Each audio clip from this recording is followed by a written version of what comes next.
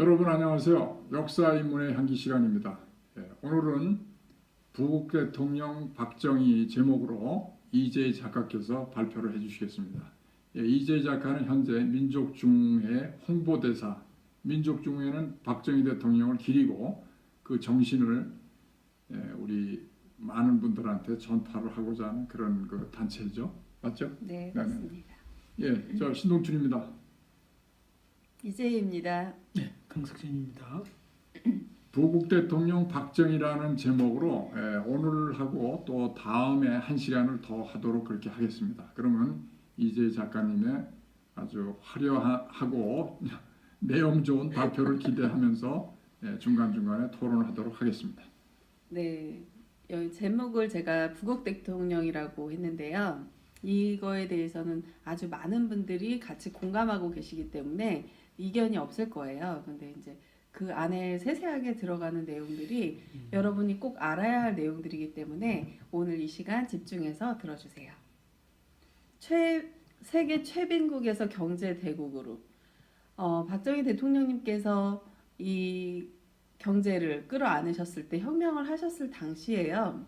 그때 상황은 굉장히 열악하고 거의 인도 다음으로 못 사는 최빈국이었습니다.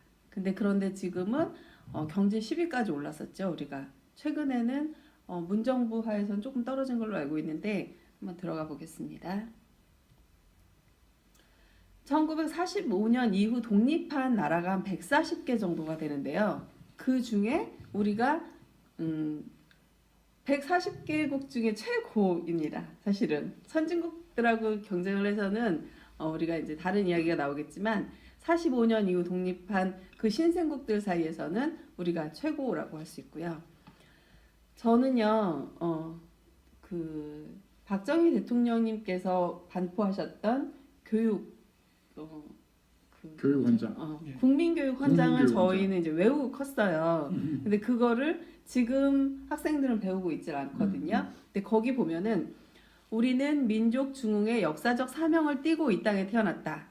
조상의 빛난 얼을 오늘에 되살려 안으로 자주독립의 자세를 확립하고 밖으로 인류 공영에 이바지할 때다.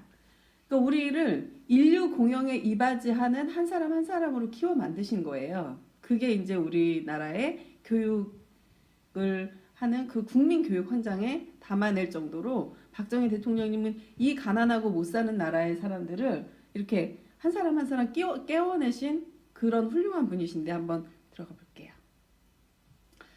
우리나라는 신생 독립국으로서 태어났을 때 첫 번째 초대 대통령님으로 이승만 대통령을 모셨어요. 그분을 이제 우리는 건국 대통령이라고 하고요. 그 다음에 우리 박정희 대통령님은요. 5대, 6대, 7대, 8대, 9대 대통령을 역임을 하셨어요. 이제 재임 기간은 18년이고요. 1917년생으로 태어나셨을 당시에는 우리가 식민지 하에서 태어나셨습니다.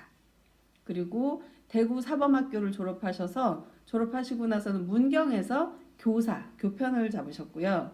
그 이후에는 만주에 가서 이제 만주 신경 군관학교라고 이제 여기에 들어가셨다가 일본 육사에 가셨다가 한국 육사 이제 해방이 되고 나서 한국에 또 육사가 있었거든요. 그렇고 육사를 세 군데를 이제 다니셨죠. 그리고서는 이제 군인 생활을 하시다가 이제 4.19 혁명이 있고 나서 이제 국가가 위태로운 상황에 있을 때 5.16 혁명을 하셔가지고 5.16 혁명으로 집권하셨다가 군사 정부 2년 있다가 그 이후에 다시 이제 군복을 벗고 정치인이 되십니다. 그러니까 정치를 이제 대통령 선거에 출마를 하셨다가 이렇게 장기 집권을 하시는데 한번 보겠습니다. 박정희 대통령님이 5.16 군사혁명을 하셨잖아요. 근데 5.16 군사혁명에 대해서요. 우리는 쿠데타다 뭐 여러 가지 말을 하고 있는데 워싱턴 포스트지의 보도가 이게 우리 박정희 대통령님의 이 혁명에 대해서 아주 자세히 설명을 해주고 있는 부분이어서 가지고 왔는데요. 1950년부터 2016년까지요. 전 세계적으로 쿠데타가 일어난 횟수가 475회입니다. 근데 그 중에 한 반 정도 되는 236회가 성공을 했고요. 그리고 그 이전과 이후를 다 따졌을 때 전 세계적으로 성공한 3대 그 혁명을 보니까 첫 번째가 그 터키의 케말 파샤 23년에 있었던 혁명이 있었고요. 그리고 이집트의 나세르가 50년에 이제 혁명을 성공을 했고, 그리고 1961년 우리나라 5.16 군사혁명이 있었는데 이 세 개의 혁명을 3대 혁명으로 보고 있어요. 근데 그 중에서도 우리나라 박정희 대통령님의 혁명을 자세히 보도를 했는데 국가의 번영, 국민의 삶의 질의 향상, 그리고 빈곤 탈출, 그리고 교육, 복지, 직업 계층 제도, 문화 가치관 이런 총체적인 국가의 업그레이드가 이루어진 혁명은 5.16 군사혁명이라고 하면서 이 혁명이 가장 모범적이고 또 가장 성공한 혁명이겠죠. 너무 이거는 가슴 뿌듯한 일이에요. 이거는 부끄러운 역사가 아니에요. 그리고 들여다보겠습니다. 자, 그럼 이제 조금 네. 여기서 우리가 이제 신생 독립국가였잖아요. 1945년 해방 후에 1948년에 이제 이승만 대통령, 건국 대통령이 자유민주주의 시장경제 헌법에 의해서 우리나라를 소위 이제 건국을 한 건데, 영어로 이제 이걸 네이션 빌딩이라고 합니다. 네이션 빌딩은 국가의 기초를 다지는 건데, 이승만 대통령이 가장 그런 것을 잘 자유민주주의를 해서 시장경제를 해서 하나의 그 법적인 토대를 잘 이룩하신 겁니다. 물론 이제 이승만 대통령 때도 일부 또 산업화도 일부 진행을 하고 과학자도 유치해서 많은 그 토대를 구축을 했어요. 그래서 뭐 마지막에 이승만 독재라고 해서 많은 사람들이 저기 하는데, 우리 지도자는 전체적으로 공과를 균형 있게 네. 그 공이 많으면 공이 많은 걸 또 인정해야 되고, 과가 있으면 과도 또 우리가 교훈으로 삼아야 되는데, 만일 과가 조금 있고 공이 많은데도 과 때문에 공을 전부 무로 돌린다 하는 이런 시도는 있어서는 안 된다고 봅니다. 네. 그래서 이제 네이션 빌딩 다음엔 결국은 그 국가의 근대화라는 게 중요합니다. 근대화는 이제 모더나이제이션인데, 여러 가지 제도나 인간의 국민의 하나하나의 정신이 근대화돼야 되는데, 이 근대화라는 건 하나의 서구의 개념이긴 한데, 구체적으로는 이게 산업화라는 것으로 됩니다. 인더스트리얼라이제이션. 네. 산업, 특히 2차 산업, 3차 산업이 돼야 네. 국민 생활이 증진이 되고 소득이 향상이 되거든요. 그래서 신생 독립가의 두 가지 그 큰 과제가 이 두 대통령한테 일어나는 그런 역사적인 의의가 있는 거를 네. 우리가 살아온 시대에 일어났던 것을 자부심으로 느끼고, 우리가 결코 이건 부정할 수 없는 역사적 사실이고 우리 스스로의 업적이다. 이렇게 이제 평가가 먼저 하고 시작을 하겠습니다. 예, 감사합니다. 그리고 또 중요한 거는요. 5.16 군사혁명은요. 무혈혁명이었어요. 피를 흘리지 않은 혁명이었거든요. 네. 그래서 더 모범적인 혁명으로 평가받고 있는지 모르겠습니다. 당시의 상황을 보겠습니다. 4.19 혁명이 있었어요. 4.19 혁명은 굉장히 사람들이 민주화 혁명이다 하면서 높이 평가를 하고 있잖아요. 근데 4.19 혁명이 있었는데 4.19 혁명은 있었지만 굉장히 혼란한 상황이었어요. 그거를 이제 내용을 보면요. 45년에 우리가 식민지 해방이 됐고 59년까지 이제 혁명 직전까지 상황을 보면요. 미국의 원조가요. 26만 9천만 달러를 우리가 원조를 받았어요. 그걸 보면은 61년도 그러니까 혁명하기 바로 전에 이제 예산을 보면요. 민주당이 계산한 게 6,088억 환인데 그 중에 국내에서 우리가 조달할 수 있는 게 48%고 나머지는 미국 원조였는데 52%를 미국이 원조를 하고 있었던 거예요. 근데 이 미국의 원조는 국내 예산, 그러니까 소비로만 쓸 수 있는 예산이었고 우리나라를 위한 건설이라든가 미래를 위한 투자 금액은 전혀 없다고 볼 수 있거든요. 그렇게 보면 미국의 원조 없이는 살 수 없는 나라의 환경이 되고 있었던 거예요. 그래서 미국이 원조를 또 무엇을 하느냐면 미국에 있는 잉여 농산물을 우리나라에 이제 주면서 그거를 돈으로 계산을 해서 그 원조 금액이 되는 건데, 그러다 보니까 우리나라는 농업 국가였어요. 그래서 농업이 활발히 되어 있고 공업이나 이런 것들이 시설이 없었는데, 그러다 보니까 농촌은 더 빈익빈, 더 가난해질 수밖에 없었고, 그런 농촌에 농사를 짓던 농부들이 계속 이제 잉여 농산물이 들어와서 가난해지니까 도시로 온 거예요. 그러다 보니까 도시에는 도시 유랑자들이 계속 넘쳐나고, 그러니까 굉장히 여러 가지 사회적인 문제가 계속 대두되고 있었어요. 그리고 그 내용을 또 보면요. 이거는 이제 우리 일반인들의 문제였고 주요 기업체들을 이게 그때 당시에도 기업체들이 있었을 거 아니에요. 그럼 그 기업체들이 국가에서 지원하는 기업체가 있었고 또 이제 여러 가지 기업체 형태가 있었는데 국가 기업체를 제외한 민간 기업체들의 상황을 보면 34개사가 이게 485억 7,412만 2천 환의 이제 부채가 있었어요. 그 중에 이자가 102억 7,100환이었는데 이 기업체들은 이자도 못 갚는 상황이었어요. 그러니까 줄줄이 도산을 할 수 있는 위기에 처해 있는 상황이었던 거예요. 그게 이제 혁명 정부가 혁명을 성공하고 나서 들여다본 결과였던 거예요. 그러니까 그 당시 우리나라 그 국가 경제 네. 상태가 거의 붕괴 직전에 맞습니다. 최악의 상태였었죠. 네. 그리고 이제 혁명 정부가 들어서서 이제 재판에 회부한 사람들한테 이제 부정축제자들한테 돈을 이제 몰수를 한 거를 보면요. 그게 572억 원이네. 57억. 100만 천만. 아, 예, 57억. 57억이 넘는 돈을 이제 몰수 판정을 했고요. 아, 예. 그 당시에 57억이 네. 엄청나겠죠. 예. 그리고 그런 상황에서 이제 그 5.16 군사 혁명이 있었던 거예요. 친애하는 애국동포 여러분, 은인자중하던 군부는 드디어 오늘 아침 미명을 기해서 일대의 행동을 개시해 국가의 행정, 입법, 사법 3군을 완전히 장악하고 이어 군사혁명위원회를 조직했습니다. 군부가 골기한 것은 부패하고 무능한 현 정권과 기성 정치인들에게 이 이상 더 국가와 민족의 운명을 맡겨둘 수 없다고 단정하고 백척간도에서 방황하는 조국의 위기를 극복하기 위한 것입니다. 군사혁명위원회는 첫째, 반공을 국시의 제1위로 삼고 지금까지 형식적이고 구호에만 그친 반공태세를 재정비 강화할 것입니다. 둘째, 유엔 헌장을 준수하고 국제협약을 충실히 이행할 것이며 미국을 위시한 자유우방과 유대를 더욱 공고히 할 것입니다. 셋째, 이 나라 사회의 모든 부패와 구악을 일소하고 퇴폐한 국민 도의와 민족 정기를 다시 바로잡기 위하여 성실한 기풍을 진작할 것입니다. 넷째, 절망과 기아손상에서 허덕이는 민생구를 시급히 해결하고 국가 자주경제 재건의 총력을 경주할 것입니다. 다섯째, 민족적 수건인 국토통일을 위하여 공산주의와 대결할 수 있는 실력 배양에 전력을 집중할 것입니다. 여섯째, 이와 같은 우리의 과업이 성취되면 참신하고도 양심적인 정치인들에게 언제든지 정권을 이양하고 우리들 본연의 임무에 복귀할 준비를 갖추겠습니다. 애국동포 여러분, 여러분은 본 군사혁명위원회를 전폭적으로 신뢰하고 동의 없이 각인의 직장과 생업을 평상과 다름없이 유지하시기 바랍니다.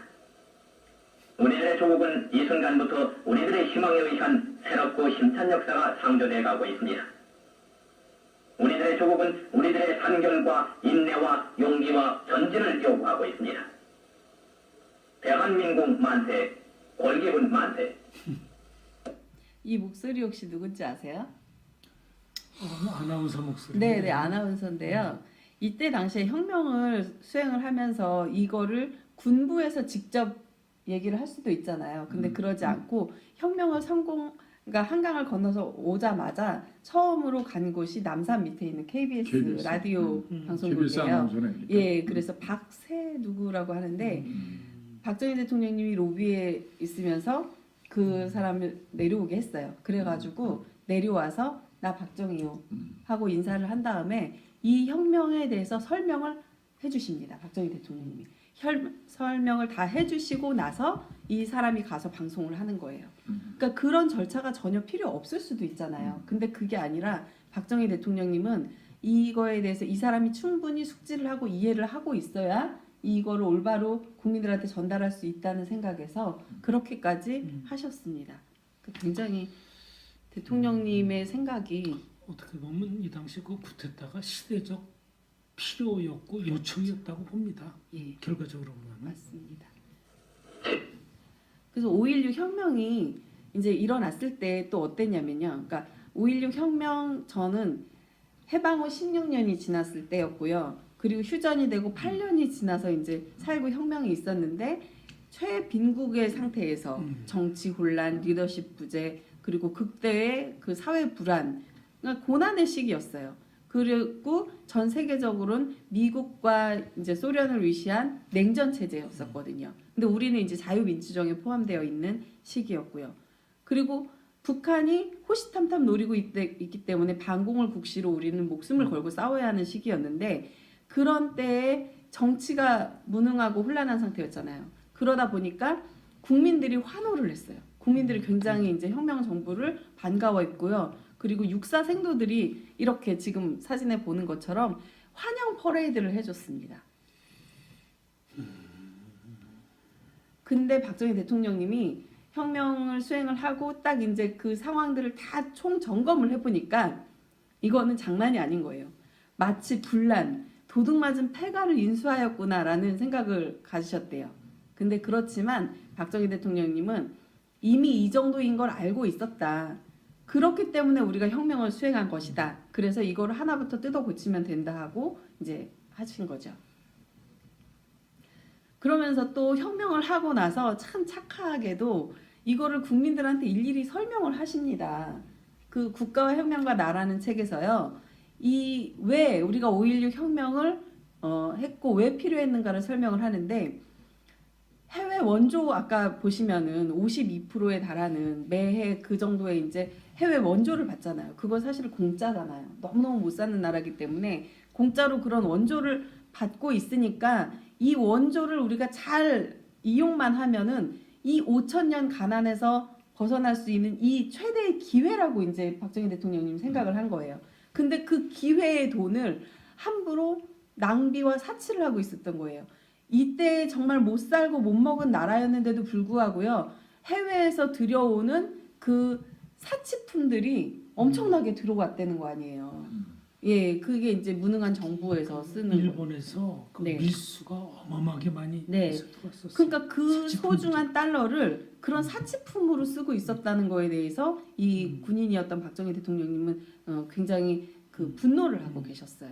그래서 보면은 무능하고 부패한 권력으로 인한 경제적 만신창이 나라가 우리나라라고 평가를 하셨고요. 아까 말씀드렸던 것처럼 59년 결산 보고서하고 61년도 기업의 연체 내역을 보면은 정말 이거는 용케도 이렇게도 살아왔구나 싶을 정도의 그런 상황이었던 거예요. 근데 이 민주주의의 탈을 쓴 봉건적 수르구 세력 이 말 이해하시겠죠? 자기네들은 민주주의라고 계속 얘기를 하고 있으면서 그 과거 지향적인 봉건적 수구 세력들이 박정희 대통령님을 비난하는 거예요. 그래서 박정희 대통령님은 사실 정말 진보적 사상가였어요. 우리가 마차를 타고 있으면서 마차를 10대, 100대 만드는 게 아니라 박정희 대통령님은 마차가 아니고 그 자동차, 기차, 비행기, 우주선까지 생각하시는 분이거든요. 그런 분들과 이제 싸우시는 내용이 계속 나와요. 당시에 5.16 혁명을요, 미국의 우드로 윌슨 센터라는 곳에서 이제 보고를 한 게 있는데, 김일성이요, 4.19 혁명이 일어나고 나서 남침을 하려고 준비를 하고 있습니다. 그 남침을, 그러니까 정치적으로나 경제적으로나 남한보다 북한은 안정이 돼 있었잖아요. 그래서 북한 주도의 통일을 할 기회가 왔다. 그 생각을 하고 있었어요. 그래서 그 북한 지도부는 4.19 혁명 직후에 이제 남침을 하려고 이제 통일을 할 수 있는 기회가 왔다. 이제 그런 때가 임박했다. 이제 판단을 하고 준비를 하고 있는 상태에서 5.16 혁명이 일어난 거예요. 그래서 그 김일성이 생각했던 남침을 할 기회를 놓쳐버린 거죠. 당시에 남북 1인당 국민 총 생산 GNP를 비교를 해보면요. 남한은 82달러였고요. 북한은 320달러였어요. 엄청난 차이가 있죠. 그리고 나서 한 2년이 지났을 때 박정희 대통령님은 이 혁명 군부가 무엇을 했는지 그거를 보고를 하십니다. 그 국가와 혁명과 나의 책에는요, 아주 정말 그 끝자리 환까지도 그 군인들은 진짜 무슨 회계사도 아니고 정말 너무너무 면밀하게 세밀하게 그거를 다 해놓으셨어요. 거기에 보면요, 2년 동안 뭘 했냐면 정계를 정화했고요. 그리고 경제 향상에 총력을 집중했어요. 그리고 그거에 대한 거를 계획을 5개년 계획을 어떻게 수립을 했고 그 내용은 뭐고 실적을 보고를 하는데 2년 동안의 기간을 두고 하신다고 하셨잖아요. 근데 2년 계획을 수립한 게 아니라 더 멀리 5개년 계획을 세워서 이 토대를 만들어주면 민정 이양을 했을 때 얘네들이 이대로 따라가면 된다라고 이제 생각을 하신 거예요. 그래서 1차, 2차, 3차 산업 부문별로 이거를 다 정리를 해놓으셨고요. 뭐 정부 직할 기업체 운영 뭐 실태라든가 뭐 그리고 외교 같은 경우에는요. 혁명 전에 이제 16년간의 그 전에 있었던 거는 23개국하고 수교를 맺었어요. 근데 혁명 정부 2년이 지난 후에는 76개국을 수교를 했고요. 혁명 정부가. 그리고 해외 48개 공관을 이제 증설을 했고요. 12개 국제 기구하고 기구에 가입을 했고 36개의 조약도 체결하고 그러니까 이 외교에도 굉장히 뛰어난 실력을 보였고요. 그리고 문화 예술 교육 쪽에도 관심을 가졌는데 그때 뭐 라디오를 지방에 보내기를 해가지고 이게 12,000대가 넘게 13,000대 정도를 지방에 라디오를 보급을 시켰고요. 그리고 의무 교육을 하기 위해서 교실을 그 4,900개를 증설을 하고 또 신축을 하고 수리를 하고 이런 것. 정말 그 책을 보면 놀라운 게요. 화장실 수리를 몇 개를 했고 울타리를 몇 개를 했고 이런 것까지 다 정말 너무나 디테일하게 설명을 하고 있어요. 거기다 국민 재건 교육은 611만 명의 국민 교육을 시켰다라고 이런 실적을 세밀하게 국민한테 보고를 하고 계셨습니다. 근데 2년이 지났어요. 2년이 지났는데 이 박정희 대통령님은 이제 고민에 빠진 거예요. 혁명 정부 2년이라고 이제 미리 시한을 정해놨는데 몇 년이? 63년. 63년. 네, 2년의 기간을 정해놨는데 이제는 군 본연의 임무로 복귀를 하려고 생각을 하시다 보니까 근데 이 혁명이 미완인 거예요. 이대로 만약에 민주당이 다시 정권을 주게 되면 다시 도루묵이 될 것 같은 거예요. 그래서 이 2년간의 국가 정상화를 해놓은 이 혁명 정부의 과업을 이거를 어떻게 할 것인가 고민을 하다가 이 전 정권에게 정권을 맡길 수 있을 것인가 그리고 맡기면은 이들이 과연 혁명을 계승하고 국가와 민족을 행복되게 할 것인가 그리고 만약에 그렇다면 누구를 위하여 무엇을 하기 위한 혁명이었던가 이제 계속 고민을 하신 거예요. 그럼 역사는 또다시 후퇴하고 말 것인가 그러다가 박정희 대통령님이 이제 불끈 일어서신 거예요. 혁명은 완수되어야 한다. 그래서 2.18 성명, 2.27 선서, 3.16 성명, 4.8 성명을 통해서 본인의 생각을 다 말씀을 하시고 이제 군복을 벗으세요. 근데 군복을 벗으시면서 하는 말씀이 다시는 이 나라에 본인과 같은 불운한 군인이 없도록 합시다. 그러면서 군복을 벗고 이제 63년에 대통령에 당선이 되십니다. 그래서 대통령으로서 이제 진짜 국가 운영을 하세요. 한일 외교정사와 외교정사가 몇 년? 65년. 60년. 아 그러니까 그 네네. 이후구나. 근데 이렇다고 끝이 아니에요. 우리나라가 원조의 길에서 살고 있었잖아요. 근데 원조의 길에서 살고 있었는데 갑자기 미국이 원조를 딱 중단한 거예요. 이 혁명 정부를 인정할 수 없다. 그거는 대한민국의 사형 선고 같은 거예요. 굉장히 그럼 그 당시 이제 그 박정희 정권에 대해서 이건 군사 독재 정권이다라는 그런 좀 비판 의식을 갖고 이렇게 네. 그 경제 원조를 갖다가 차단한 것 같네. 네, 미국에서는 이 군사 정부를 인정하지 않았어요. 그래가지고 미국이 이제 그 원조를 딱 중단을 했잖아요. 그러니까 박정희 군부에서 박정희 소장이었던 그 박정희 소장이 백악관을 찾아가요. 찾아갔는데 만나주질 않은 거예요. 그러니까 박정희 대통령님이 정말 그때 엄청난 눈물을 뿌리세요. 그 가방을 이제 거기 그 보좌진들이 얘기를 하는데 엄청나게 이제 우십니다. 그러면서 가난한 한국에 돈을 빌려줄 나라가 지구상 어디에도 없는 거예요.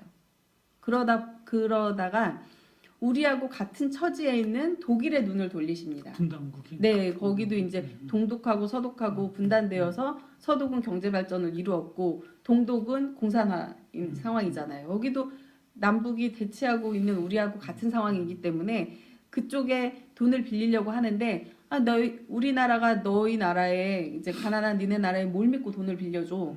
그렇게 하다가 그러면 돈을 빌려줄 테니까 담보물. 네, 우리나라에는 지금 지하 깊이 들어갈 광부라든가 아니면은 힘든 일을 하는 간호사가 없는데 너희 나라에서 그런 인력을 보내줄 수 있느냐 그렇게 물어와요. 그러니까 할 수 있다. 그래서 박정희 대통령님이 이제 그 오케이를 하고 광부하고 간호사를 모집을 하는데요.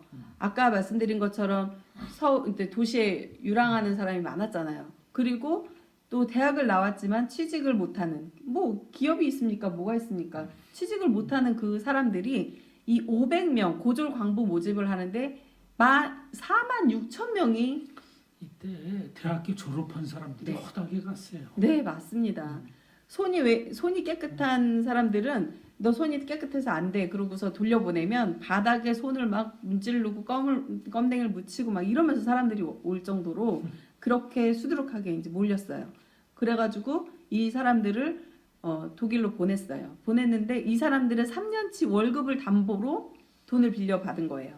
그래서 그 돈을 받는데 이 광부들은 지하 1000m 이상 그리고 간호사들은 시체를 닦는 일을 하는데요.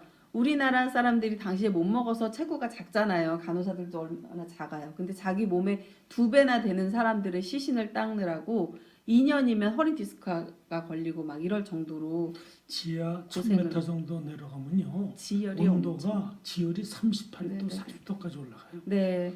그런데 최악의 조건에서. 근데 이 사람들이 자기들이 벌은 돈을 아끼고 본국에 보내고 또 거기서 열심히 일하는 걸 보고 독일 사람들이 마음의 문을 열기 시작을 한 거예요. 저 사람들이 참 이상하다. 저 멀리서 와가지고 저렇게 고생을 하고 열심히 일을 하는구나 해가지고 그 우리나라 간호사들한테는 그 코리아 나이팅게일이라고 이제 이름을 붙이고 하면서 그게 이제 대통령 귀에까지 들어간 거예요. 그래서 서독의 리브케 대통령이 우리나라의 박정희 대통령님을 초대를 하십니다. 그래가지고 초대를 해서 네 분이 서독에 가려고 이제 미국 비행기를 계약을 했어요. 근데 미국에서 그 비행기조차 이제 정부 압력으로 계약이 취소가 돼요. 그러니까 뭘 타고 갈 게 없는 거예요. 근데 그때 서독 정부에서 비행기까지 제공을 해서 이제 모셔가요.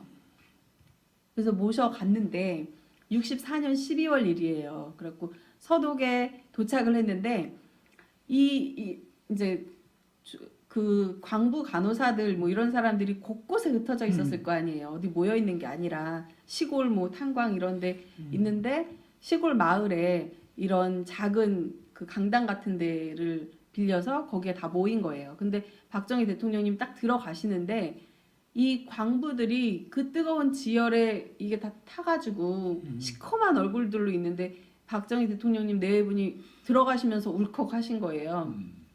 그러면서 이 연설을 여기 강당에서 연설을 하셔야 되는데 연설을 도저히 목이 메어서 못 하시는 거예요. 막 눈물이 계속 흘러서 그냥 우리 열심히 일합시다. 후손들을 위해서 열심히 일합시다. 열심히 일합시다. 이 말씀만 하신 거예요. 그러면서 그 간호사들은 유경수 여사님의 옷자락을 붙들면서 어머니 하면서 막 울고 막 그런 상황이었어요. 근데 서독의 그 대통령도 옆에서 막 울고 그걸 이제 보고 있었던 거예요. 그랬더니 광부들이 그 서독 대통령님한테 가서 대통령님을 에워싸고 고맙습니다. 그러니까 한국을 도와주세요. 우리 대통령님을 도와주세요 하면서 막 울면서 매달린 거예요. 우리 열심히 일하겠습니다. 뭐든지 하겠습니다. 막 하면서 그러니까는 이 서독의 대통령이 그 우리 대통령님을 이제 다시 받겠죠. 그러면서 서독 국회에서 우리 대통령님이 이제 연설을 하세요. 연설을 하는데 연설장에서 돈 좀 빌려주십시오. 우리 한국에 돈 좀 빌려주십시오. 당신네 나라처럼 우리도 공산주의하고 싸우고 있습니다. 이 공산주의하고 싸워서 이기려면 경제를 일으키는 길밖에 없는데 우리는 돈이 없습니다. 당신네들이 돈을 빌려주면 우리 돈을 이래서 꼭 갚겠습니다. 우리는 거짓말할 줄 모릅니다. 막 이러면서 연설을 하신 거예요. 그래서 서독의 이 대통령님이 우리 대통령님 손을 잡으면서 우리가 도와드리겠습니다. 우리가 도와드릴 테니까 열심히 하십시오 하면서 이제 돈을 빌려온 거예요. 당시에 우리나라를 어떻게 다른 사람들이 생각을 했냐면 독일은 굉장히 예외적인 상황이었고요. 돈도 없고 자원도 없는 이 거지 나라, 이 못 사는 나라 대통령인 우리 박정희 대통령님이 해외 원조를 구하기 위해서 이제 외국에 방문을 하겠다고 이제 외교로 얘기를 하면은 오지 말라. 그러니까 필리핀 같은 경우에도 거지 나라라 이것이. 네, 니네 뭐 주워 먹으러 오냐, 오지 마라 이런 식으로 그런 오지 말라는 데가 많았대요. 당시에 이제 필리핀은 국민소득이 170불, 그 나라도 그렇게 잘 사는 나라도 아니었는데도 불구하고 오지 말라고 할 정도였고, 그 태국이 220불, 한국은 그때 76불이었어요. 그러니까 전 세계. 필리핀이 우리나라에다 쌀 원조를 해줬었어요. 네. 음. 그리고 6.25 때도 왔었죠. 근데 이제 장충체육관도 그 네네. 설립에 그러니까 우리나라 밑에 있는 가난한 나라는 어느 나라냐면 인도. 인도 하나밖에 없었어요. 아프리카에 뭐 가보인가 뭐.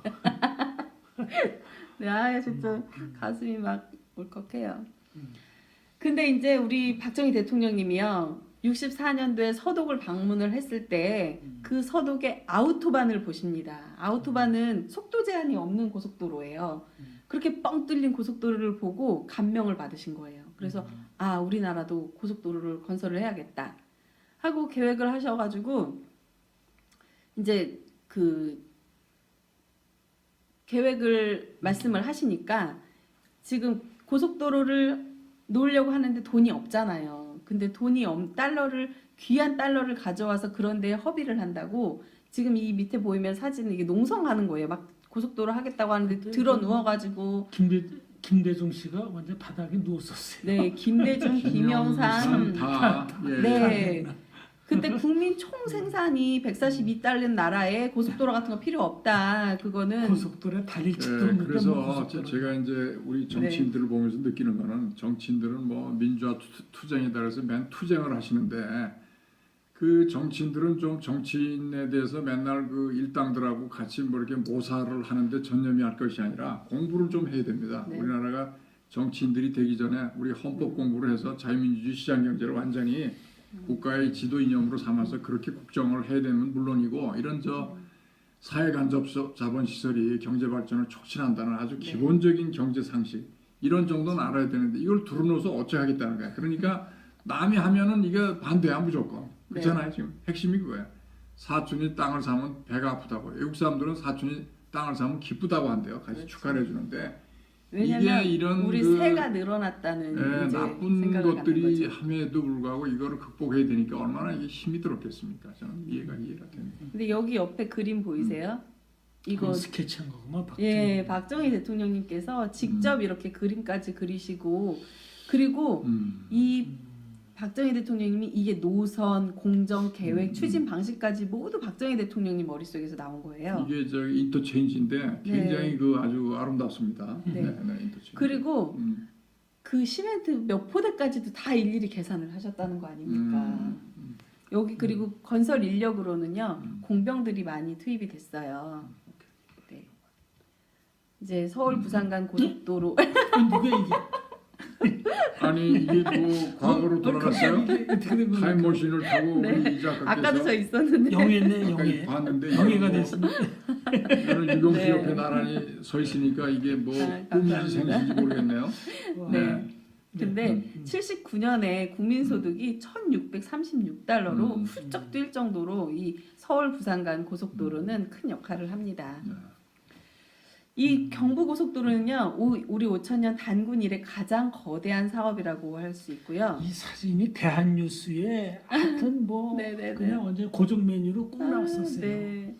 근데 보세요. 68년 2월에 착공해서요. 70년 7월에 완공을 했어요. 이 3년도 안 걸렸어요. 어마어마하게 빨리 했다 네. 이 당시에 우리나라 그 기술력을 가지고 말이죠. 근데 최고 속도 네. 최고 기록이라 그러더라고. 아, 예. 이게 제일 최고 빨리 기록이다. 하는 아, 네, 최고 그러니까 기록이에요. 이 기네스북에 경도가 예. 어마어마하게 사실 길잖아요. 그거를 2년 만에 근데 참, 그 기록만 2년 이 6개월 만에. 기간 단축만이 기록이 아니라요. 여기 들어간 그 돈 금액도 이게 역사상 그러니까 세계 그 다른 나라들도 고속도로 건설을 하잖아요. 그럼 고속도로 건설을 할 때 들어가는 비용이 있잖아요.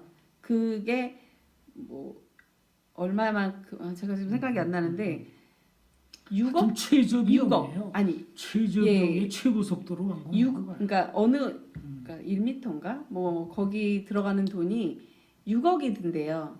그 평균. 근데 우리나라는 1억으로 해결을 했답니다. 왜냐하면 공병들을 동원했으니까. 네. 근데 박정희 대통령님이 이게 이렇게 빨리 하는데 우선 빨리 개통을 하고 이 저기 보수 비용을 쓰면 된다.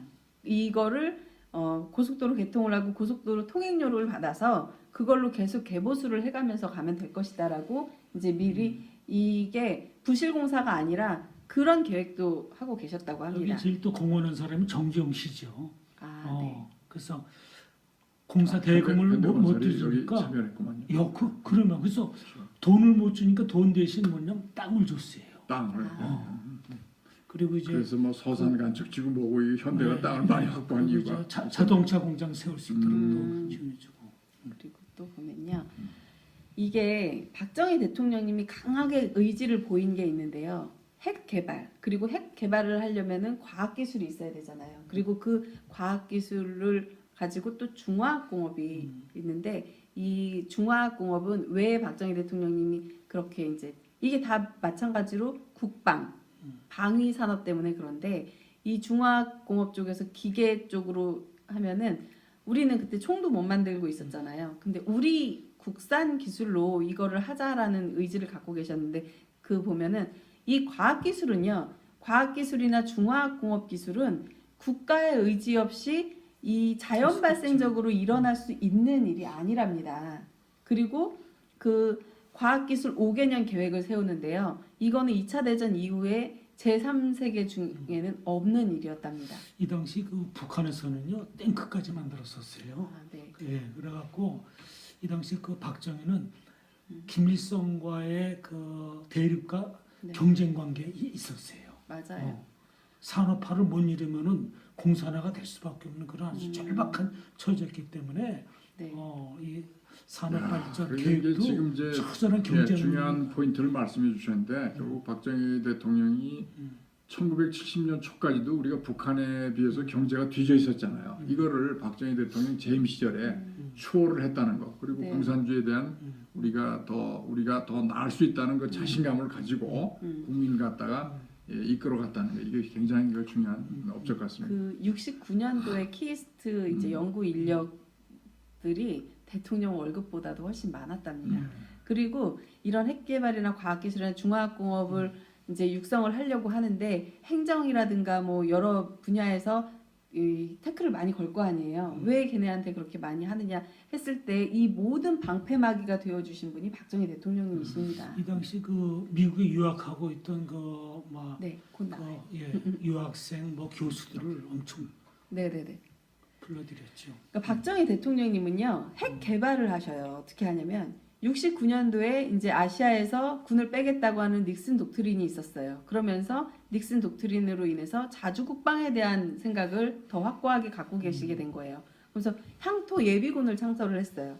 근데 향토 예비군을 창설했지만 총도 못 만드는 나라였거든요, 우리나라가. 근데 그때 70년 8월 6일에 국방과학연구소 ADD를 개소를 하세요. 그리고 71년도에는 이 번개 사업이라는 거를 그 ADD에다가 그 사업을 지시를 하시는데 국산 무기 개발을 이제 하겠다라고 하시고 그 71년 12월 16일에 8가지 종류의 그 개발을 완료를 해요. 거기에는 M1 소총, 카빈 소총, 기관총, 뭐 박격포 이런 것들을 8가지를 우리가 시험을 해보고 성공을 했어요. 근데 그걸 가지고 그 다음에 12월 26일에 오원철 경제 이수석한테 극비로 이제 지시를 내리십니다. 이 무슨 지시를 내리냐면 이 우리나라가 핵 개발을 할 수 있는지 그거에 대한 가능성과 그런 보고서를 제출을 해라. 그렇게 이제 명령을 내리시고요. 71년 3월 19일에는 고리 원전 기공식을 함으로써 원전 시대에 이제 돌입을 하게 되는 거예요.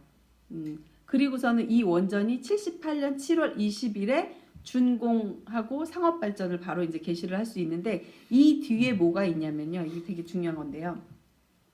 이 그 연료, 이 건설 노하우라든가 그리고 핵 연료 주기술 확보 이런 것들은 왜 중요하냐면 핵을 만들 수 있는 기술인 거예요. 농축 우라늄. 예. 이거를 원전을 돌리고 나서 핵 연료가 나오는데 이거는 굉장한 오염물질이에요. 이 오염물질을 처리를 해야 되는데 이 처리를 하고 나면은 플루토늄이 생산이 되는 거예요. 이 플루토늄은 우라늄을 농축하면 그게 플루토늄이 되는 거예요. 네네네. 그래서 72년 9월 초에 이제 국가안보 회의를 해요. 그러면서 우리나라도 핵이 필요하다.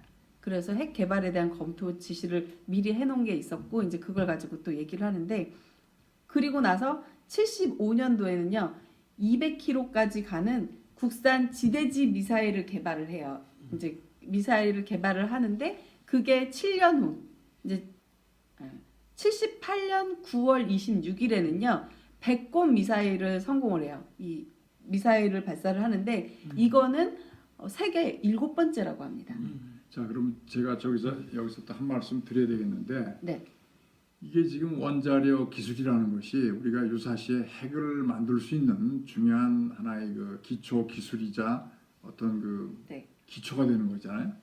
근데 지금 원전을 해체를 한다고 이렇게 하는데 그러면 북한이 핵을 보유하고 있을 때 우리도 어떤 상황에서는 핵을 만들어야 되는데 네. 그런 원전 해체를 하면 핵 개발 능력이 없어지는 것이죠. 그렇죠.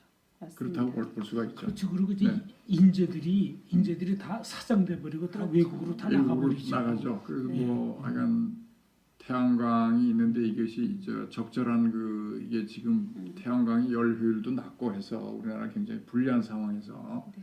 자관 우려가 좀 많습니다. 예, 이것은 맞습니다. 좀 제고가 돼야 된다고 저는 생각합니다.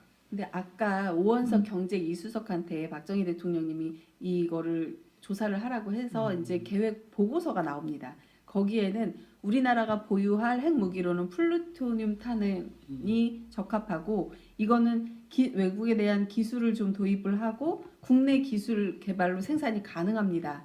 이건 우라늄보다 비용도 더 적게 들고 시간도 적게 들기 때문에 가능하고 이 핵무기 원료인 고순도 플루토늄을 확보하는 거를 이제 고리 원전 2호기로 중수로 발전로로 이제 채택을 해요. 그래서 그렇게 되면은 연간 고순도 플루토늄을 200kg 정도 추출을 할 수 있고요. 그걸로 이제 생산 시기는 80년대 초로 이제 예상을 잡았어요. 이게 이때 이제 개발 계획 보고고요.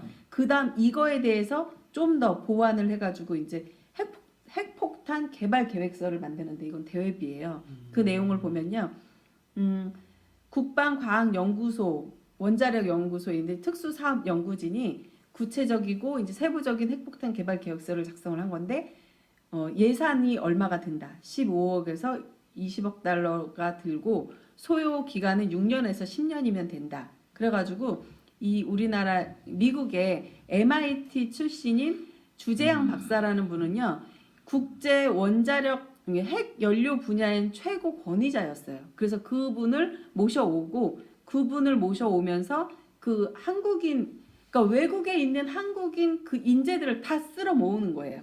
그래서 외국에서 이제 원자력 전문 과학자 20명을 또 유치를 하고요. 그 다음에는 해외 유학을 마친 인력들로 해서 200명이 넘게 또 이제 들여와요. 그래서 과학기술연구소, 과학원, 원자력 연구소 이런 것들을 계속 이제 만드시는 이 거예요. 당시 북한에서도 네. 원자탄을 개발하기 위해서 네. 엄청 투자를 많이 네네. 했었어요. 소련 쪽하고 중국 쪽하고 해서 지금 이거를 보고 있으니까 제가 이제 박정희 때 살아서도 이렇게 구체적인 거는 잘 모르잖아요. 그때 뭐 어릴 때니까. 근데 이제 지금 중국이 이제 강력한 국가 관리에 의해서 이제 뭐 각종 기술 개발하는데 중국도 이 한국의 벤치마킹을 많이 했어요. 그래서 그럼요. 중국이 이제 해외 인재들, 우수한 과학자들을 전부 끌어모아서 지금 총력을 다하고 있는데 중국은 거기에 플러스해서 해외 기술을 같이 투자를 해서 기술도 훔치고 해킹도 하고 여러 가지 수단 방법을 동원해서 막 그야말로 공산당이라는 그 국가에 걸맞게 하고 있는데 박정희 대통령의 이 국가 굉장히 강력한 이 과학기술 발전, 핵개발 발전을 벤치마킹을 했다고 저는 보여지네요.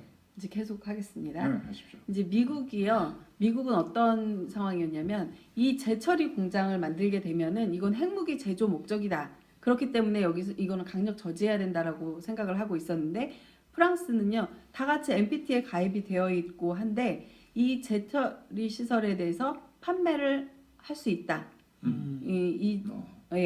그래서 한국 정부가 프랑스 쪽하고 이제 접촉을 해요. 실제로 접촉을 하고 이제 협의를 하고 이제 계속 가요. 72년 10월부터 이제 프랑스 정부하고 얘기를 해요.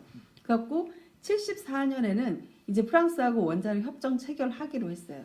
그리고 프랑스로부터 원자력 기술과 정보와 훈련생 전문가를 이제 우리가 이제 우리 인력을 계속 이제 교환을 하고 우리 쪽에서 필요한 사람들이 가서 배우고 이쪽에 와서 보내주고 하는 식으로 이제 하기로 다 됐어요. 이제 핵 물질하고 장비도 제공을 받고 그러면서 했는데 또 우리나라 연구진이 그 프랑스에 있는 발뚝이라고 하는 곳이 있어요. 참 이름도 이상한데 그쪽에 핵폭탄 제조 연구소에서 이제 기술 연구를 하게 됩니다. 그리고 한국 연구진은 고폭탄에 대한 실험, 텅스텐 실험 이런 것들을 이제 하고 75년쯤에는요 20kg 예, 20kg 이상의 이제 원폭 설계를 이제 마치고 이런 것들이 다 프랑스하고 협약이 됐어요.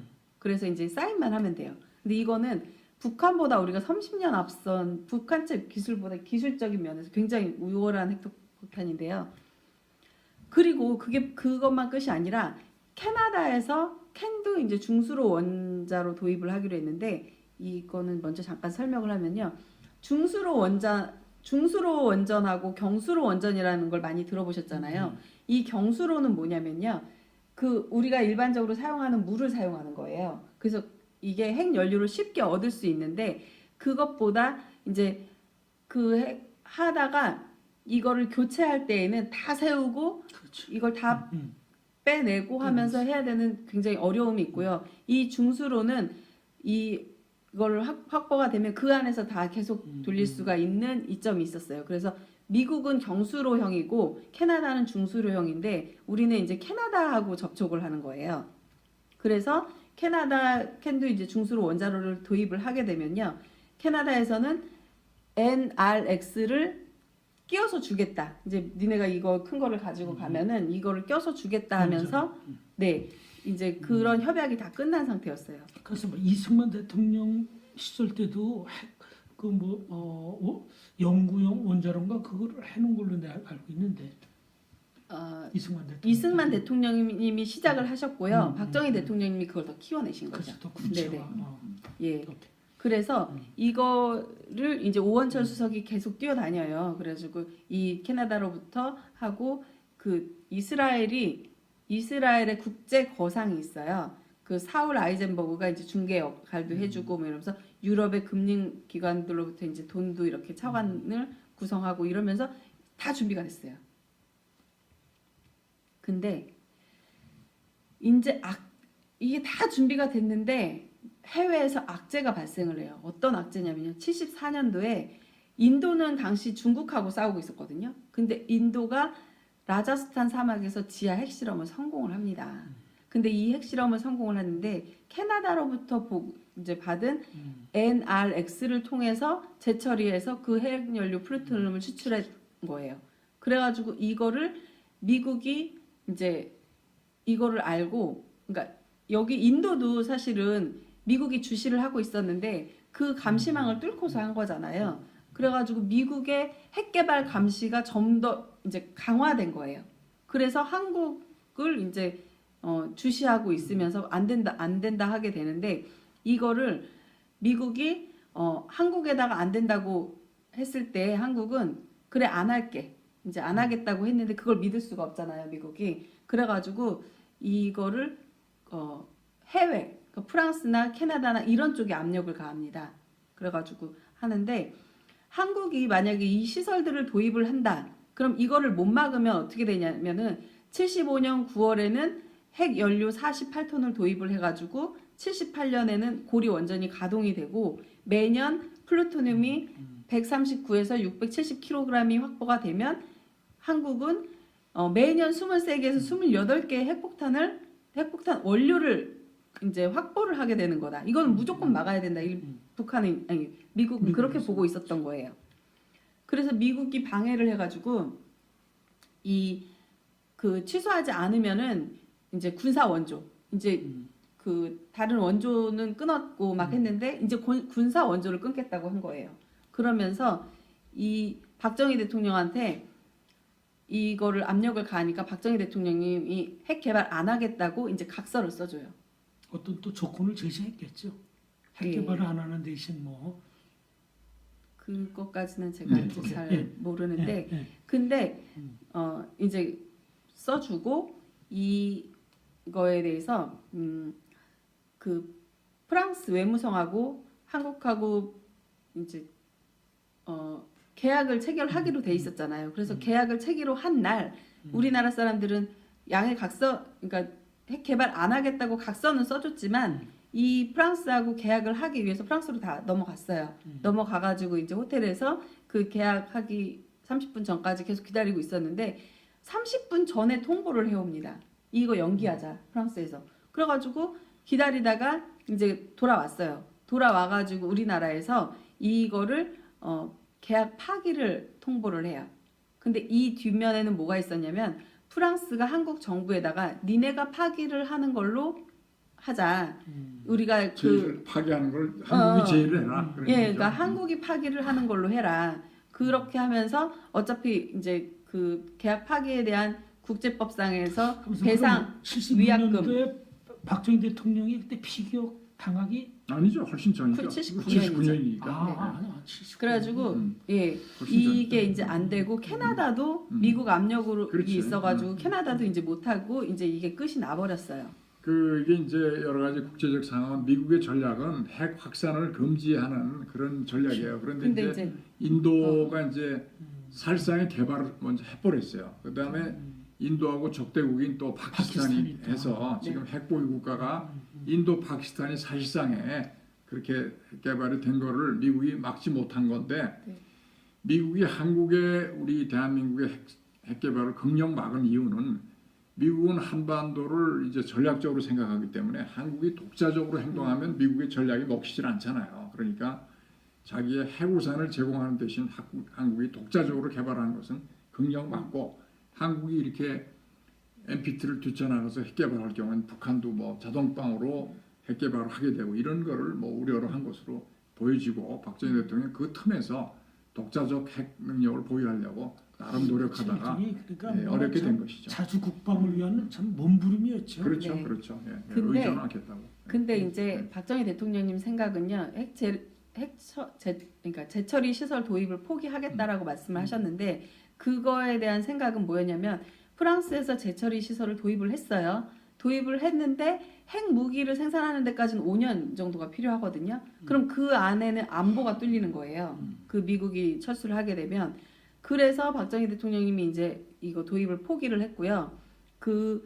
그리고 또 뭐가 있냐면 이 박정희 대통령님이 강력하게 추진을 해서 지금 중화학공업이 발전을 하고 있어요. 근데 그것까지 영향을 미칠 것이다 해가지고 박정희 대통령님이 이거를 포기를 했고 포기를 하고 나서 이제 그 도널드 그레그라고 하는 미국 사람이 알죠. 뭐라고 네. 했냐면 이게 포기를 안 했으면 쿠데타가 일어나서 니네 정권은 끝이 났을 거다. 이제 이런 얘기를 할 정도로 미국은 강력하게 저지할 준비를 하고 있었던 거예요.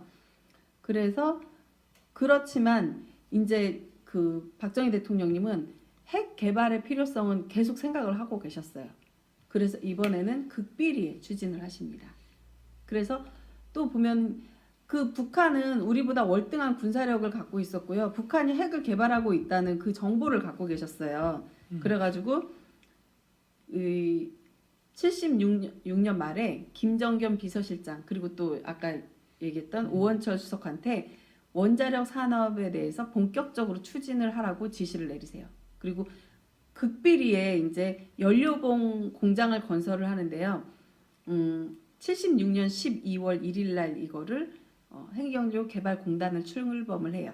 그래가지고 근데 이게 극비리의 화학 처리 대체 사업으로 시작을 하는데 프로젝트 명칭을요 바꿔버려요. 이름을 화학 처리 대체 산업이라고 해가지고 가짜 명칭을 사용을 하는 거예요. 핵하고 관계 없는 것처럼 해가지고.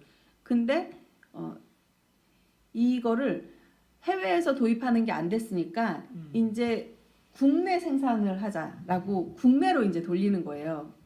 그래갖고 78년 10월에는 핵연료 가공 시설을 착공을 하고요. 79년 5월에는 우라늄 정년 전환 공장 기공식을 예정돼 있었어요. 그리고 이후에 핵연료 기술 자립을 이제 추진을 하면서 농축 재처리 분야를 제외하고는 완전한 기술을 얻을 수 있었어요. 그래갖고 위장 명칭으로 기기장치 개발로 했고요. 이 국산화 돌입을 해가지고 78년까지 설계를 완료하고 79년하고 81년 사이에는 원자로 건설을 이제 하는 걸로 되어 있어서 계속 이제 미국 모르게 이거를 하고 있었는데 갑자기 이제 미국이 이 핵연료봉 공장을 건설하게 되니까 미국이 이제 딱 알게 된 거예요.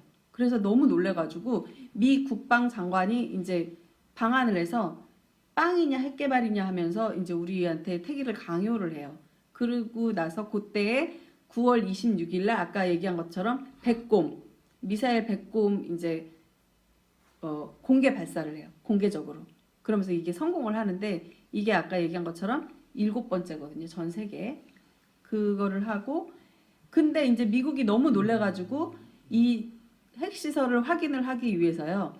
국방부 장관 뭐 이런 고위 관료급이 17명이 내한을 해서 이제 이걸 다 돌아보고 막 사찰을 해요. 그러면서 또 열흘 뒤에 또 멜빈 프라이스 의장을 선두로 해서 또 막 13명이 와가지고 막 사찰을 하고 이러면서 굉장히 이 위화감이 조성이 되는 상황이었어요.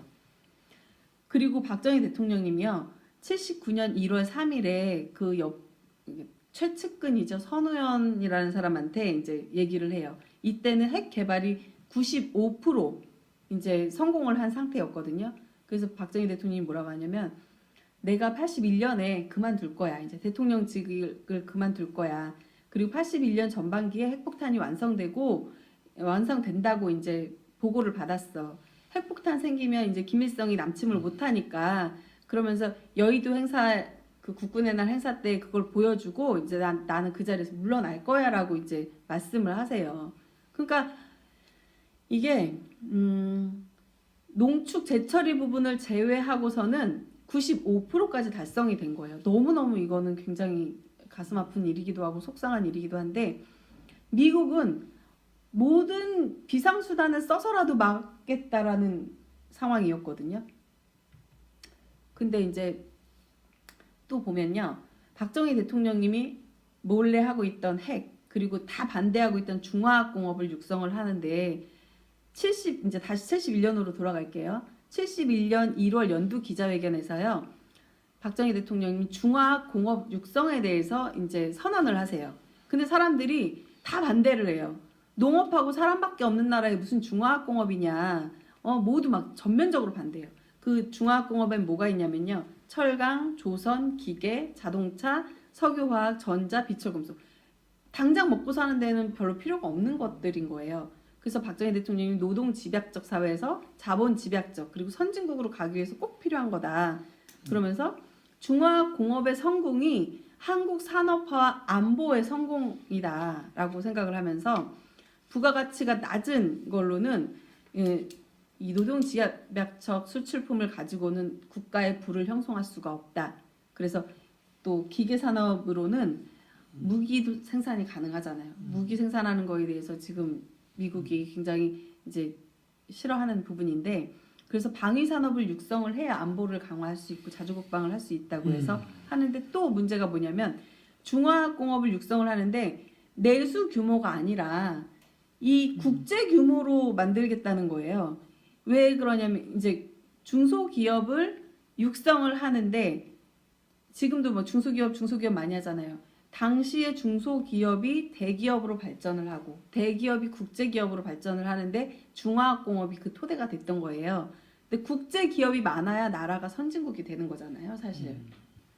그런 상황에서 이 중화공업에 대한 비판의 목소리가 계속 나오는데 자원도 없는데 국내 소유가 아닌 국제 규모로 왜 하느냐 하니까 박정희 대통령님은 이제 자원이 낭비가 된다 이런 얘기에 중화공업은 규모 이상으로 시설이 확장돼야 수지가 맞는다. 이게 작으면 수지가 맞질 그렇죠. 않는다. 네. 그리고 사람들이 또 비판을 뭐라고 하냐면 시장에 맡기면 알아가지고 중화공업이 생기고 육성이 될 텐데 왜 그걸 정부가 나서서 하느냐 하는데 중화공업이라는 건 전 세계적으로 시장에서 자연스럽게 생겨난 예가 없고요. 그리고 집안 그 자본하고 시간이 많이 들기 때문에 이거는 국가가 뒷받침이 되지 않으면 안 되는 사업이랍니다. 이제 그걸 박정희 대통령님은 알고 있었고요. 당시에 국제 상황 이제 비판의 목소리를 얘기를 하는 거예요. 국제 상황을 보면 70년대 후반에 2차 오일 쇼크가 있었고요. 2차 오일 쇼크로 전 세계 경기가 이제 하락하고 이제 우리나라는 인플레가 유발이 됐고요.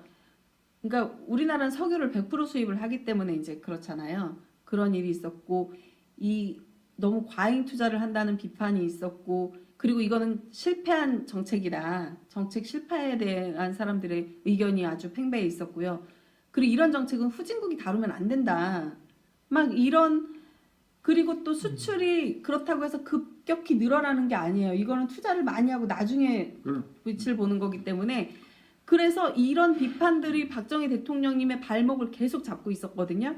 근데 이게 박정희 대통령님 이 모든 것들을 혼자 감내를 하고 다 막아주십니다. 이 중화학공업을 육성하기 위해서 이제 핵개발과 중화학공업과 이 과학기술은 다 같이 맞물려서 가는 거잖아요. 이건 다음에 할 거고요. 마무리를 합시다. 그것도 이제 이것들은 다음 두 번째 시간에 할 텐데요. 박정희 대통령님의 생각을 여기서 읽어보면요. 박정희 대통령님 아까 이제 군복을 벗으면서 나같이 불행한 군인이 다시는 있어서는 안 되겠다고 이제 말씀을 하셨잖아요. 혁명을 완수하기 위해서 아직 이게 혁명 중이신 거예요. 박정희 대통령님은. 안보를 위해서 개발 중인 핵도 당신이 아니면 할 수 없잖아요. 누구한테 이거를 하라고 주오면 이걸 끝까지 갈 수 있을지 없을지도 의문이고 그리고 산업화를 위해서 육성 중인 이 중화학공업 그리고 과학기술 개발의 중단을 하게 되면 이거는 한국의 미래를 포기하는 일이기 때문에 이건 절대로 중단할 수 없는 일들을 하고 계셨던 거잖아요. 그래서 사실 69년의 삼선 개헌과 72년의 유신헌법으로 대통령님은 종신 대통령님의 지위를 확보하고 계셨단 말이에요. 그랬는데 핵폭탄이 완료되었을 95% 완료되었을 때 박정희 대통령님이 이제 곧 대통령직에서 물러나겠다고 말씀을 하신 거를 보면요. 박정희 대통령님이 권력의 욕심을 가진 게 아니에요. 이 혁명 완수에 대한 욕심을 갖고 계셨던 거예요. 아니 근데 72년 유신헌법은 종신 대통령으로 그렇게 그런 시스템을 만들어 놨는데 네. 곧 이제 뭐 핵폭탄 완료가 95%가 되면 대통령직을 내가 물러나겠다. 이때는 모순된 얘기네. 아니 그러니까 모순이 아니라요. 이렇게 기반을 만들어 놓으셔야지만 이거를 핵개발과 중화학공 과학기술 분야를 이거를 박정희 대통령님이 권력을 갖고 있는 사람이 막아줘야 이게 개발이 되는 상태이기 때문에 이렇게 하는데 핵폭탄이 95% 완료됐을 때는 이제 내가 없어도 되는구나. 이제는 그거는 이제 우리 또 다음 시간이 있으니까 그러니까 계속해서 논의하기로 하고요. 오늘 이제 약간 또 우리 맞아요. 강 작가님이 이 제기를 하니까 다음에 토론을 해야 될 것 같아요. 예, 이게 마지막으로 권력의 욕심이 있어서가 아니라 국가의 안위와